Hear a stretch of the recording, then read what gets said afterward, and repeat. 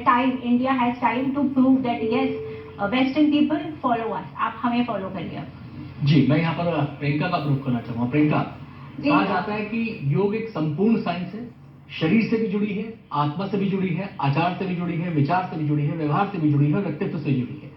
बहुआयामी है ये योग।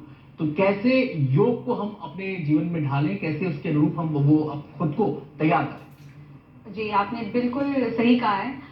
लेकिन अगर मैं किसी भी रैंडम किसी के अगर साथ बैठ के अगर मैं बोलूं कि आप योग के बारे में कितना जानते हैं, तो योग का नाम लेते सबके लिए फिजिकल फिटनेस ही आता है, एक्सरसाइज। दिमाग में सिर्फ आसन आता है। आसन से ऊपर उठ के कोई कुछ सोचते ही नहीं है।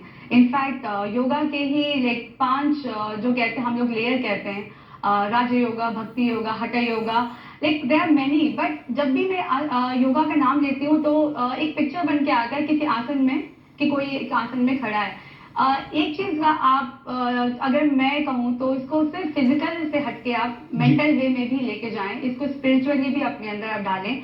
अब आपका दिमाग मान लीजिए शांत नहीं है, आपका मन बिल्कुल ही विचलित है और आप आसन कर रहे हैं, इससे कोई फायदा नहीं होगा, कुछ नहीं होगा इससे। जब तक आप अपने मन को शांत करके उस चीज की तरफ आपको ये पता होना चाहिए कि आप क्या कर रहे हैं। पर्टिकुलरली जैसे कि मैं बोलूँगा आजकल गैस की समस्या बहुत हो रही है, गैस है, आपके लाइक कॉन्स्टिपेशन की प्रॉब्लम है, तो ये सब के लिए जब कोई योगा करने के लिए मेरे पास अगर कोई आए और उनका खाने का जो लाइफस्टाइल है वो बिल्कुल ही बेकार, जैसे कि ऑयली फूड खा रहे हैं, बहुत स्पाइसी खाना खा रहे हैं, एक बैलेंस डाइट नहीं है, एक संतुलन बनाने की जरूरत है यहाँ पर। और जो बात सामने आ रही है कि हम जिसको लेकर खुश हो रहे हैं कि पश्चिम भारतीय शैली की तरफ आकर्षित हो रहा है,